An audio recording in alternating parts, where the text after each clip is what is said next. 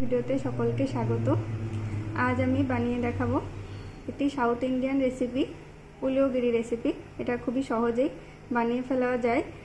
দুপুরের লাঞ্চে বা টিফিনের জন্য এটি খুব সহজেই বানিয়ে ফেলা যায়। তো তার জন্য লাগবে আমার রাইস, এটাকে আমি আগে থেকে বানিয়ে নিয়েছি। আর লাগবে গোটা সর্ষে এবং গোটা জিরে, কিছু কারি পাতা, একটি শুকনো লঙ্কা, চীনাবাদাম, উড়দ ডাল বা বিউলির ডাল, আর আছে ছোলার ডাল।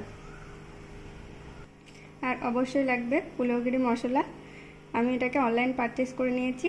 তোমরা চাইলে সুপার মার্কেট থেকেও বা সুপার শপ থেকে নিতে পারো, কারণ এটা আমাদের এদিকে এটা সবসময় অ্যাভেলেবেল হয় না, যেহেতু এটা সাউথ ইন্ডিয়ান ফুড। সেই কারণে আমি এটাকে অনলাইন পারচেস করে নিয়েছি। কড়াই গরম হতে দিয়েছি, দিয়ে দেব একটু সাদা তেল বা রিফাইন অয়েল।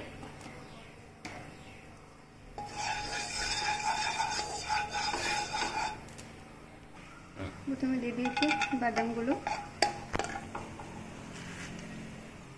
তারপর যে দু রকমের ডাল রেখেছি সেই ডালটা হালকা ভাজা হয়ে গেলে দিয়ে দেবো সর্ষে এবং কালো জিরে, শুকনো লঙ্কাটাকে ফাটিয়ে দেবো।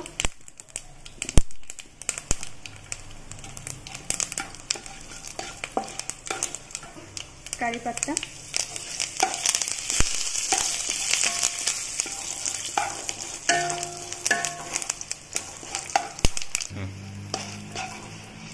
ভাজা ভাজা হয়ে দিয়ে দেবো পুলিওগিরি মশলা।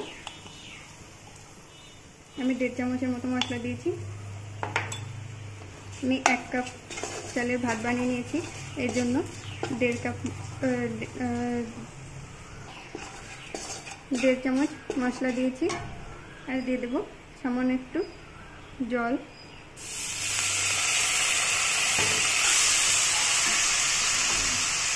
দিয়ে দেবো লবণ। মশলার ভিতরে কিন্তু আগে থেকে লবণ আছে, লবণটা বুঝে দেবে। দিয়ে দেবো হলুদ,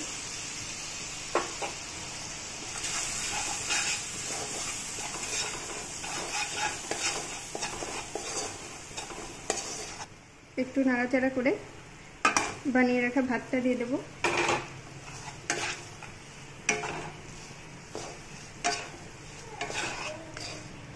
মশলার সঙ্গে ভালো করে মিশিয়ে নেব।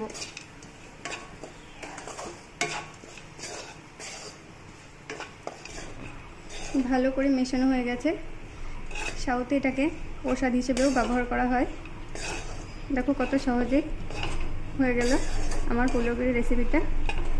ভিডিওটি দেখার জন্য ধন্যবাদ।